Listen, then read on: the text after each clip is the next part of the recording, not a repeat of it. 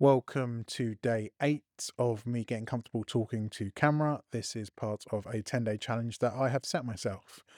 And we're changing up. We're in a different location today, not in my home office. We are in the sound and vision studios in Contingent Works, which I help build with my good friend Daryl and the co-founder of Contingent Works, Ewan. We all put together our resources and was able to transform the second floor into a production suite. So the reason why I'm here as well is to obviously reminisce, because I used to spend a lot of time in this studio, but I just had a 3 hour long meeting slash catch up with my old media teacher, Mr. Morell. He told me to call him Simon, but just the kind of, I don't know, it makes it feel weird. Like I'm used to call you Mr. Morel for all these years, but yeah, Simon. And we were chatting for 3 hours, and we were talking about the studio. We were talking about the stuff that was done at my old secondary school. Um, the students that are looking to do work experience, which I'm all about helping out the youth and the future talents that we have, which is really cool. We've got some really cool ideas coming up, and yeah, we were just reminiscing, and it was really good. It was really good. I mean, I feel like I was a bit of a dickhead in school. Um, I was, yeah, just an idiot. My frontal lobe wasn't fully developed, so I was immature. But it's about being a kid, right? And as you get older, you learn, you gain experiences, life experiences, and you mature and you develop. And the conversations we were having, and it just felt like two passionate people talking about passionate things. Like, you know, uh, Mr. Morel, aka Simon, was one of the reasons why I got into media. I remember in like year 10, and he was teaching me media studies, and then I followed it on into sixth form, and I was doing music videos, short films, live, um, a live talent show, which I was like directing, and we had like a whole sort of production, and yeah, and it was good, and I've left there. I've not left there, but I've left the meeting. The meeting like has ended, and my heart feels full, if that makes sense.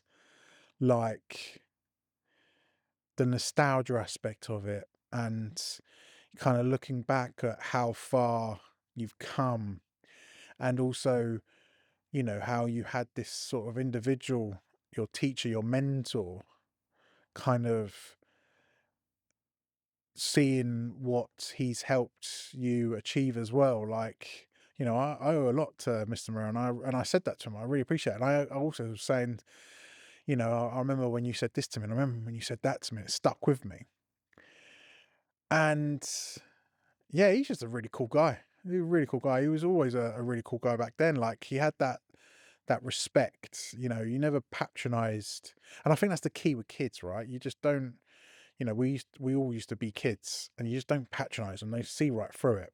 Um, I was talking to Daryl. Funny enough, I was talking to Daryl the other week when he had his daughter in for work experience, and I was just chatting to her like, as you would chat to a normal person, not patronize them, just, treating them with the level of respect that they deserve. And Darren was like, "Oh, yeah, you can chat to kids." And I was like, "Yeah, well, we used to be one, didn't we? We know how to talk to them." But yeah, it's been a very, I can't think of the word. It's been a very good day. I mean, put it like that. It's been a very good day. Um, and I'm very proud and appreciative of the people that I had around me and the people I still have around me. And I'm really appreciative of, and I'm sorry, I'm really grateful to have had a direction at a young age. Like, you know, I've known I wanted to do videos since I was a kid. Like, we're talking like 14, 15. And what's that, yeah, year 10? And I'm very grateful that I knew that that's what I wanted to do, and I just stuck at it. Um, and being able to do things that I'm doing now, 14, 15-year-old Ashley would literally be like, wow, okay, cool. And then when you think about that, you're like, it gets you kind of emotional because you think, yeah, I'm trying not to be, um, arrogant, or I'm not trying to be like, oh, look at me. But I think we get lost in a lot of our own kind of shit, right? And I think sometimes when you kind of take a pause, you look at the bigger picture and you look back and you're like, yeah, like, I'm proud of this or I'm proud of that. Um, and it was good. It was good to reminisce. It was good to get a sort of, I don't know, a not pep talk, but like a bit of motivation to like be like, go after your goals type of thing and keep on the course. Um, so yeah, I think I'll wrap it up there. That's day 8. Thank you again for all your messages, your love, and your support. And stay tuned for tomorrow for day 9.